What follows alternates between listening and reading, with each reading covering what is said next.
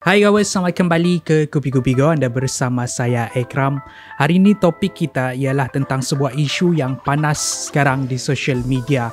Isu yang dikenali sebagai Macau Scam. Bukan mak engkau scam, tetapi satu scam dikenali sebagai Macau Scam. Kita akan mendalami isu ni dan kita akan tengok apa sebenarnya yang terjadi dan kenapa sekarang ni barulah dia panas semula, padahal scam ni sudah ada di negara kita untuk bertahun-tahun lamanya.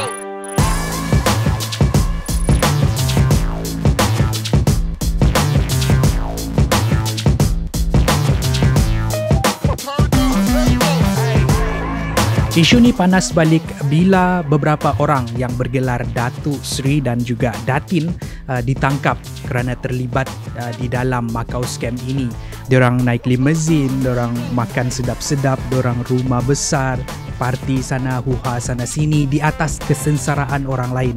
Bila mana orang lain menangis meratapi kerugian mereka ditipu, orang-orang ni pula berhuha-huha dengan kesengsaraan orang lain tu. Itu yang buat orang banyak geram dengan diorang-diorang ni.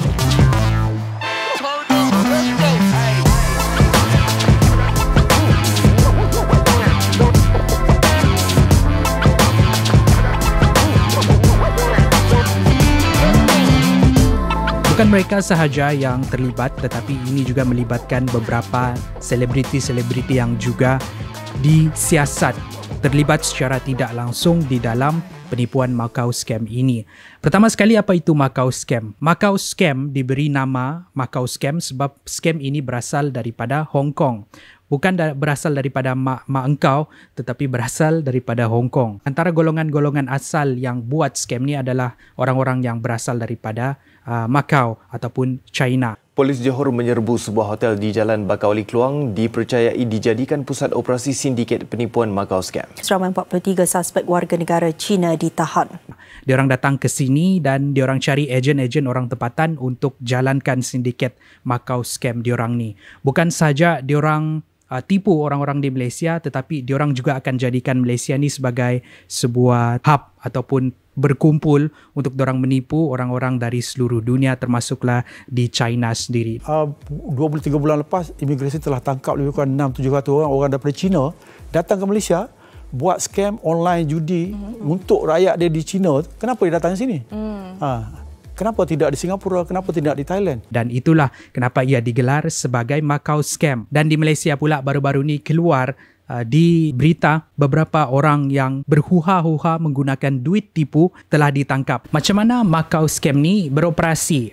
Kita tahu yang Macau Scam ini adalah sindiket penipuan. Scammer-scammer ni diorang akan telefon mangsa-mangsa dengan menghubungi diorang menggunakan telefon.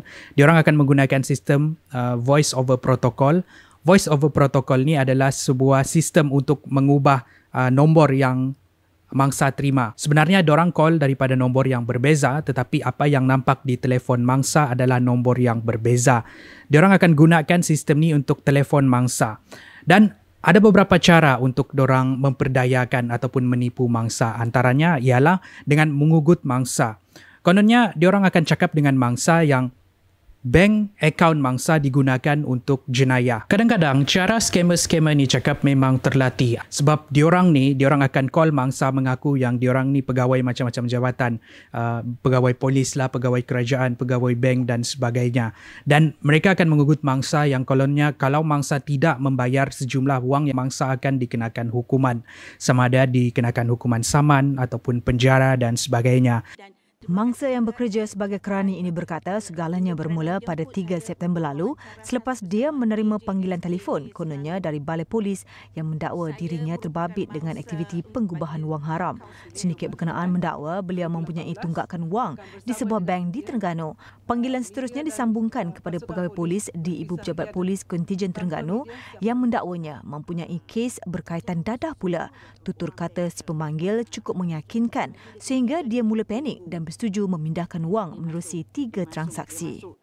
Dan bayangkan kalau ada yang dapat panggilan ugutan macam ni, mestilah diorang takut. Dan untuk menyelesaikan masalah ni, scammer-scammer tu bagi cara Salah satu caranya ialah dengan memberikan mereka duit yang mangsa ada. Bayangkan kalau mangsa tu mereka yang datang daripada golongan-golongan tua, pakcik, makcik ataupun nenek ataupun datuk kita. Mestilah diorang ni takut gila kan. Tapi masa tu diorang tiada duit untuk bayar apa yang scammer-scammer ni minta. Jadi apa yang scammer ni buat, mereka akan suruh pakcik-makcik ni untuk buat pinjaman dari bank. Lepas pakcik-makcik ni buat pinjaman dari bank, scammer ni arahkan pula duit pinjaman tu diberikan kepada diorang. Jadi kaki tangan awam ni, walaupun mereka tak ada duit, dia tipu sehingga mereka terpaksa buat pinjaman pula. Mereka buat pinjaman di institusi bank lain, kumpulkan dalam satu bank. Ada yang kena 300,000, 200,000. Saya memang rasa geram pun ada, sakit hati pun ada kan. Dan kalau ada pakcik dan makcik yang memang ada duit masa tu, diorang akan berikan semua duit diorang, duit pencen, duit simpanan dan sebagainya. Dan inilah antara cara penipuan daripada Macau Scam ini. Selain daripada mengugut, mereka juga akan memperdayakan mangsa. Kononnya menjanjikan hadiah-hadiah yang lumayan. Menang 10,000, menang 100,000. First, diorang akan hantar message secara rawak. Dan mangsa yang dapat message ni memang happy gila lah kan. Dapat duit free pula, siapa nak mau.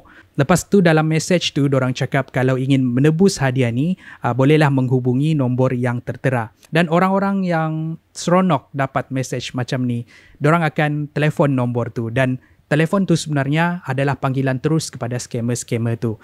Dan di sinilah scammer-scammer tu mula berdrama dan mula berlakon menjadi pegawai dan sebagainya. Dipendekkan cerita, scammer tu akan bagi satu syarat kepada mangsa kalau mereka mahu menebus hadiah yang ditawarkan. Caranya supaya mangsa memberikan sejumlah wang kepada scammer tadi. Kononnya alasan wang ini perlu diberikan kepada mereka adalah untuk satu insurans, yang kedua adalah duit memproses hadiah tersebut. Mangsa perlu bagi duit supaya diorang dapat lepaskan hadiah yang diorang cakap di dalam message tu tadi. Dan ini adalah senario kedua ataupun situasi kedua di mana modus operandi Macau Scam ini dijalankan. Ada yang lagi teruk lagi, diorang akan ugut mangsa. Kononnya cakap anak ataupun isteri mangsa ataupun keluarga terdekat mangsa diculik.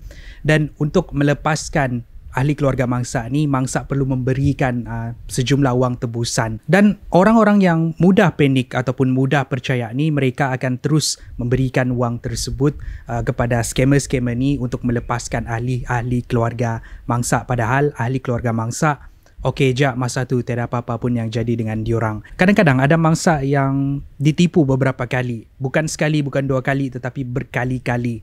Scammer-scammer ni kalau dorang jumpa mangsa yang mudah tertipu dan mudah percaya, mereka akan cuba untuk mereka-reka cerita supaya mangsa memberikan mereka lebih banyak wang lagi. Sudahlah ditipu sekali, tapi ditipu lagi berkali-kali dan wang pun diberi berkali-kali kepada scammer ni sampailah scammer ni sudah dapat semua duit mangsa. Mereka hilang macam tu je. Mereka akan block call, mereka akan hilang macam angin. Lepas scammer-scammer ni hilang, apa yang diorang buat dengan duit tu? Mungkin ada yang tanya, oh mangsa boleh report polis dan report account yang diorang transfer duit tu. Tapi ia tidaklah semudah itu sebab scammer ni, diorang ni pandai. Akaun yang dorang berikan bukannya akaun milik dorang pun. Itu adalah akaun orang lain yang dijadikan kambing hitam. Jadi kalau pihak polis atau pihak bank siasat akaun tu pun, diorang tak akan jumpa scammer tu. Diorang akan dapat jumpa pemilik akaun asal. Diorang ni memang pandai gila untuk tutup jejak-jejak dorang daripada ditangkap oleh pihak polis. Dan apa yang diorang buat dengan duit-duit di dalam bank ni? Duit-duit di dalam bank ni, diorang akan buat money laundering ataupun pengubahan wang haram. Ataupun dalam bahasa pasarnya, cuci duit. Bukan cuci masuk dalam washing machine ataupun cuci masuk dalam bank Islam kasih keluar balik. Konon-konon cara mau cuci duit ni, kasih masuk duit haram dalam bank Islam, kasih keluar dia jadi halal. Itu ada dua saja. Yang satu haram tetap haram, yang kedua itu namanya bongok. Apa yang diorang buat? Diorang akan guna duit-duit ni untuk menjalankan perniagaan. Untuk menjalankan perniagaan ni pula, sekali lagi diorang cari kambing hitam. Kambing-kambing hitam daripada selebriti ataupun orang-orang yang ada nama, yang popular. Tapi sebenarnya mereka tak perlu pun mau buat untung daripada perniagaan tu. Objektif mereka buat perniagaan tu untuk mencuci duit tu supaya tidak dapat dijejaki oleh LHDN ataupun pihak polis. Dan di dalam isu ni ada beberapa selebriti yang telah ditahan untuk siasatan. Ada yang percaya mereka ni dikambing hitamkan. Mereka sebenarnya tidak tahu pun apa sebenarnya yang terjadi. Ada yang percaya mereka tahu ada something wrong, ada benda yang tidak kena, tetapi masih lagi meneruskan perniagaan bersama kumpulan-kumpulan sindiket Macau Scam ini. Dan selalunya duit-duit yang diberikan untuk tujuan perniagaan ini diberikan dalam bentuk cash, bukannya ditransfer, dan ini untuk mengelakkan daripada dijejaki. Scam-scam ini memberikan kesan-kesan yang buruk kepada ramai orang. Mungkin anda tahu orang yang pernah kena scam dengan Macau Scam ini, ataupun anda salah seorang yang pernah kena scam. Ada kes yang dia dibuang oleh keluarga sebab keluarga tahu yang dia ada berhutang dengan seseorang, padahal dia tidak hutang pun dengan sesiapa. Ada kes yang hilang segala-galanya, duit simpanan dia bekerja untuk puluhan tahun hilang macam tu je. Ada yang lagi teruk, mangsa yang diarahkan untuk membuat pinjaman, sehingga hari ini mereka terpaksa membayar balik pinjaman yang mereka buat dulu untuk membayar scammer-scammer ni. Pendek kata, sesiapa yang kena scam, khususnya dalam jumlah yang sangat besar, kehidupan mereka kucar-kacir. Tapi kita tengok scammer-scammer ni hidup berhuha-huha. Bukan sejak kaya raya, tapi diorang boleh pula buat video. Dan penting untuk kita tahu macam mana kita boleh menghindari daripada terkena Macau Scam ataupun pelbagai jenis scam yang lain. Macau Scam ni tidak akan berhenti walaupun benda ni viral sekarang. Sebab kenapa? Sebab Macau Scam ni sudah lebih 10 tahun di Malaysia dan ratusan ribu orang sudah ditipu oleh Macau Scam ini. Selepas ini memang akan ada lagi kes-kes ditipu oleh Macau Scam. Dengan itu penting untuk kita tahu apa yang perlu kita lakukan kalau kita didatangi oleh orang-orang scammer macam ni. Pertama sekali, diorang akan datang melalui telefon. Kalau dapat panggilan telefon menjanjikan anda hadiah atau wang tunai macam-macam, pertama sekali ingat satu benda ni, tiada benda yang too good to be true. Tiada benda yang terlalu bagus untuk kita percaya. Contohnya dapat panggilan menang 10,000, tapi syarat dia anda perlu memberikan sejumlah wang supaya 10,000 tu dapat diproses ke dalam akaun anda, ataupun mereka meminta butiran akaun anda supaya mereka dapat memasukkan wang tersebut ke dalam akaun anda. Jangan mudah percaya dengan teknik-teknik macam ini. Dan yang kedua, pastikan anda double check ataupun semak semula. Contohnya, ada yang call kita cakap kita ada saman ataupun kita ada buat jenayah.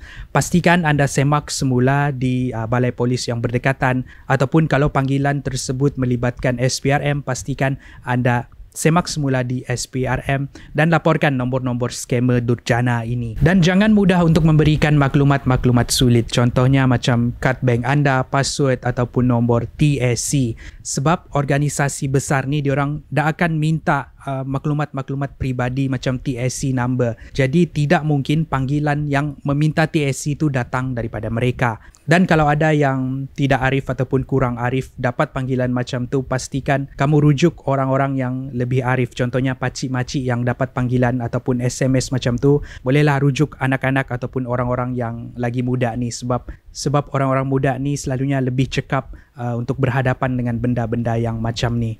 Ada yang berpendapat orang-orang macam ni ada tempat khas di neraka, tapi itu pendapat orang lah. Apa-apapun itu sahaja daripada saya hari ini, satu perkongsian santai di mana saya menceritakan sebuah topik kepada anda dan semoga topik ini bermanfaat untuk semua. Dan mungkin anda sendiri ada pengalaman berhadapan dengan scammer-scammer ni, bolehlah tinggalkan pengalaman anda di ruangan komen di bawah untuk kami semua baca dan belajar daripada pengalaman anda. Akan lebih banyak lagi episod menarik di Muat Naik pada masa hadapan. Saya jumpa anda di episod yang seterusnya. Kupi-kupi go, menarik setiap hari.